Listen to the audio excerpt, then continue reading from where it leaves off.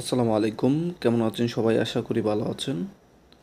এই ভিডিওতে আমরা শিখব present indefinite tense. Present indefinite tense কীভাবে বলতে হয় এবং প্রেজেন্ট ইনডিফিনিট টেন্সকে কীভাবে নেগেটিভ করবেন অর্থাৎ নাবোধক করবেন, কীভাবে প্রশ্ন করবেন, কীভাবে নাবোধক প্রশ্নবোধক করবেন এবং কীভাবে ডব্লিউএইচ কোয়েশন করবেন, এই ভিডিওতে আমরা সেটাই শিখব।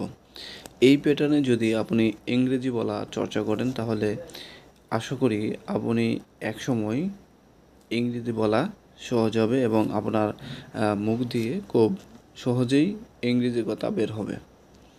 তো চলুন শিখে নেওয়া যাক আজকের এই ভিডিওটি। তো আমি ইংরেজি বলি, আই স্পিক ইংলিশ।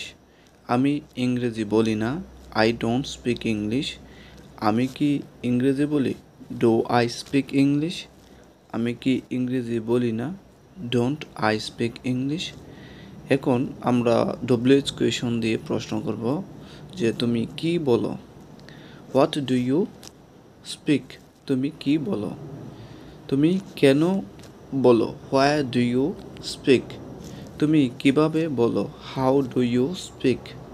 তুমি কখন বলো, হোয়েন ডু ইউ স্পিক। তুমি কার সাথে বলো, with whom do you speak. তুমি কখন বলো, হোয়েন ডু ইউ স্পিক।